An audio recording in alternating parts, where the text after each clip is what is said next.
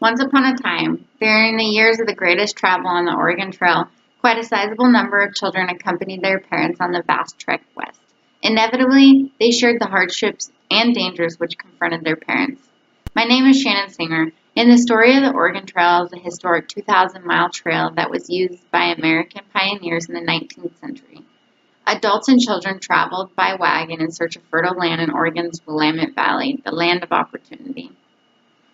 My second great-aunt Vera was just a child when she walked across the rugged and harsh landscapes to arrive at what her family called Stumptown, otherwise known as Portland for their immense number of trees.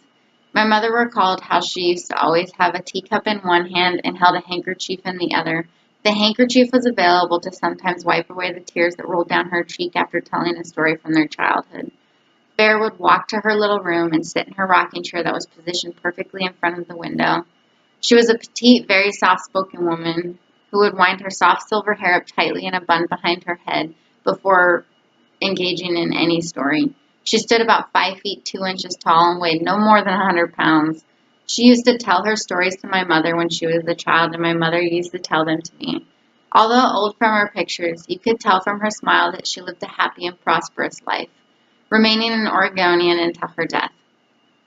According to Evan Andrews, more than 400,000 pioneers traveled the trails between 1840 and 1890, braving disease outbreaks, accidents, and starvation. It was also common to find graffiti left on rocks on the trail. Painting these messages and mottos on rocks became a type of tradition that let others know who were following behind that there was hope on their long trek ahead. Popular deceptions of the Oregon Trail often included boat-shaped wagons. But much to people's surprise, these wagons were too large to survive the rugged terrain of the frontier.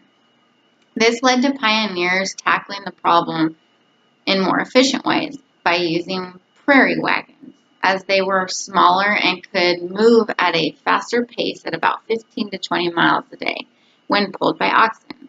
While small in room, most of the settlers decided to walk by foot or ride horses.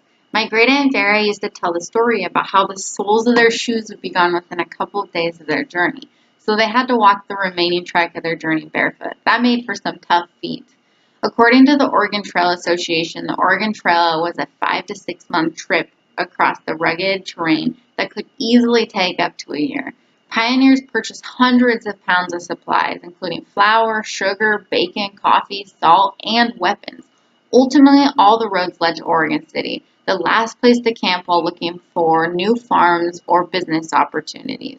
In some retrospects, the difficulties afflicting families during trail travel were the price paid for seeking a better life. After all, the sought-after tomorrow was a goal parents attempted to achieve not just for themselves, but perhaps more for their children and their children's children. The Oregon Trail was an important aspect in the history of the country's development.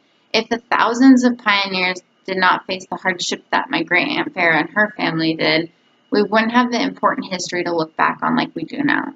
So many dreams at first seem impossible, but dreams can come true as long as we have the courage to pursue them. Thank you.